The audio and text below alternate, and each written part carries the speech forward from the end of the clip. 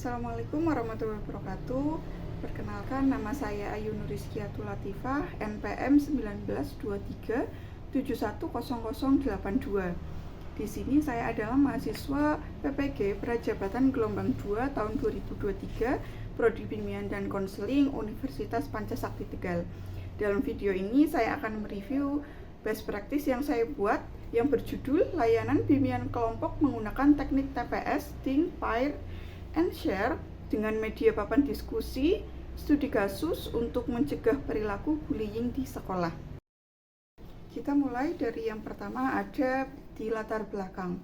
Yang mendasari adanya best practice ini ada 3 poin, yaitu yang pertama, salah satu kenakalan remaja yang sering terjadi adalah perundungan atau bullying. Bullying ini merupakan bagian dari tindakan agresi yang dilakukan berulang kali oleh seseorang atau anak yang lebih kuat terhadap anak yang lebih lemah secara psikis ataupun fisik. Yang kedua, baik guru BK maupun guru mata pelajaran harus saling bekerja sama untuk membina peserta didik agar mereka menjadi pribadi yang lebih baik. Yang ketiga, pentingnya pemberian layanan bimbingan konseling itu sangat diperlukan untuk peserta didik untuk dapat memfasilitasi pengembangan diri mereka. Pemberian layanan bimbingan dan konseling harus dilaksanakan dengan metode atau cara yang menyenangkan dan dapat memotivasi peserta didik. Selanjutnya ada permasalahan. Pada pelaksanaan PPL, saya mengobservasi dan saya memberikan instrumen need assessment kepada peserta didik. Hal itu membuat saya mengetahui adanya beberapa kebutuhan yang harus kita penuhi sebagai guru BK untuk melaksanakan layanan bimbingan konseling sesuai dengan kebutuhan peserta didik. Salah satunya adalah adanya beberapa peserta didik di kelas 10 TAV2 SMK Negeri 3 Tegal yang belum memiliki pemahaman dalam penanganan dan pencegahan terkait dengan bullying atau perundungan. Hal ini terlihat dari hasil asesmen awal yang rendah. Untuk yang kedua, yaitu perlu adanya inovasi atau pemilihan metode dan media yang sesuai pada layanan bimbingan konseling yang harus dilakukan oleh guru BK agar peserta didik nantinya mengalami atau memiliki pengalaman yang mengesankan pada saat layanan bimbingan konseling, sehingga nantinya ada pemahaman yang mereka peroleh dari apa yang disampaikan oleh guru BK. Untuk alternatif solusi yang akan saya berikan, yaitu saya akan mengadakan layanan bimbingan kelompok. Pada layanan bimbingan kelompok ini saya akan menggunakan metode TPS, yaitu Think, Pair, and Share, di mana metode TPS ini merupakan model pembelajaran kooperatif terstruktur yang mengandalkan kerjasama peserta didik untuk memecahkan masalah. Pada tahapan teknik atau metode TPS ini, guru BK menyajikan materi terkait layanan bimbingan kelompok serta memberikan soal ataupun kasus kepada peserta didik untuk dipikirkan. Think, peserta didik bekerja kelompok dengan cara berpasangan, yaitu pair, dan yang terakhir presentasi kelompok atau share. Adapun tujuan pada metode TPS ini yaitu untuk mengoptimalkan partisipasi peserta didik dan mampu memberikan kesempatan 8 kali lebih banyak kepada peserta didik untuk aktif dalam proses layanan bimbingan konseling.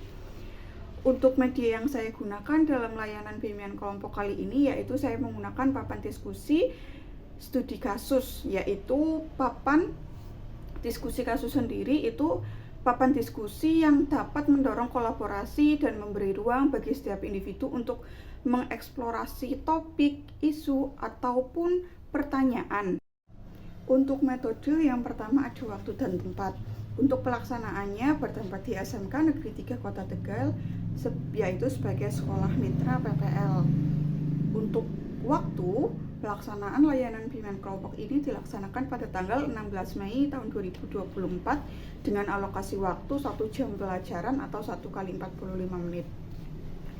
Yang kedua ada subjek, saya mengambil 10 peserta didik kelas 10 TAV2 SMK Negeri 3 Kota Tegal yang terdiri dari 4 peserta didik perempuan dan 6 peserta didik laki-laki.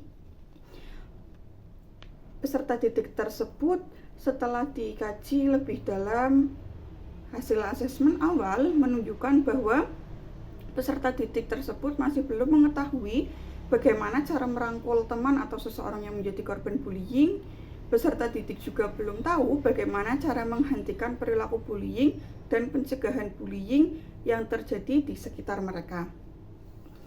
Untuk prosedur, yaitu ada 3. Yang pertama plan atau perencanaan, do pelaksanaan, dan C pengamatan. Untuk data dan teknik pengumpulan, yang pertama ada instrumen need assessment, yang kedua ada asesmen awal, dan yang ketiga ada instrumen evaluasi hasil. Untuk hasil dan pembahasan, yang pertama langsung pada pelaksanaan, yaitu ada plan di mana guru BK akan mengenali kebutuhan, minat, serta karakter peserta didik melalui observasi langsung atau melalui pemberian instrumen need assessment. Yang kedua, guru PK menyusun RPL bimbingan kelompok dengan materi bullying yang di dalamnya terdapat materi tentang pengertian, contoh, macam-macam bullying, dampak, dan bagaimana cara untuk mencegah atau mengatasi tindakan bullying. Yang ketiga, pada plan ini yaitu memilih metode. Dalam hal ini metode TPS, Think, Pair, and Share, dan media papan diskusi studi kasus.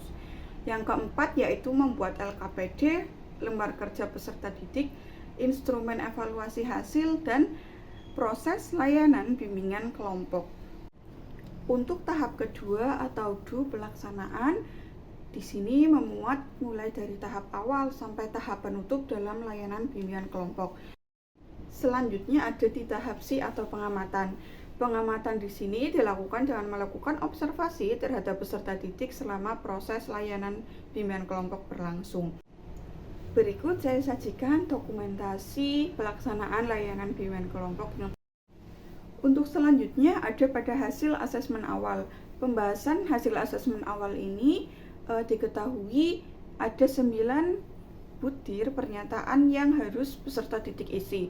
Dari 9 butir tersebut mendapatkan hasil bahwa asesmen awal itu menunjukkan peserta didik 8 peserta didik dari 10 itu masuk ke dalam kategori rendah dengan rentan skor 21 sampai 27, dan ada 2 peserta didik masuk ke dalam kategori sedang dengan rentan skor 15 sampai 20. Hasil analisis dari evaluasi hasil yang telah peserta didik isi yaitu peserta didik yang memiliki pengetahuan berkategori tinggi dengan rentan skor 21 sampai 27 itu ada 10 peserta didik.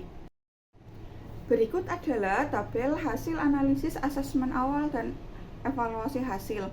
Di sini bisa dilihat adanya perbandingan dari hasil asesmen awal dan evaluasi hasil yang mengalami cukup peningkatan, yaitu adanya evaluasi hasil yang meningkat dalam kategori tinggi pemahaman peserta didik untuk pencegahan bullying. Kesimpulan yang dapat ditarik dari hasil best practice ini yaitu upaya yang dapat dilakukan untuk dapat memberikan pemahaman pencegahan perilaku bullying di sekolah. Salah satunya adalah adanya peran guru BK untuk selalu memperhatikan peserta didik serta memberikan layanan bimbingan konseling sesuai dengan kebutuhan peserta didik yang diinovasikan dengan menggunakan berbagai macam metode dan media yang menarik. Metode TPS atau Think, Pair, and Share ini memberikan peserta didik ruang untuk dapat berinteraksi baik dengan anggota kelompok maupun guru BK. Peserta didik juga dapat bekerja sama serta dapat terlibat secara aktif dalam proses layanan. Penggunaan media papan diskusi memudahkan peserta didik untuk dapat berdiskusi dan dapat mendorong kolaborasi dan keterampilan berpikir kritis peserta didik. Untuk pemaparan presentasi best practice saya kira cukup sampai di sini. Terima kasih yang sudah menonton dan saya akhiri. Wassalamualaikum warahmatullahi wabarakatuh.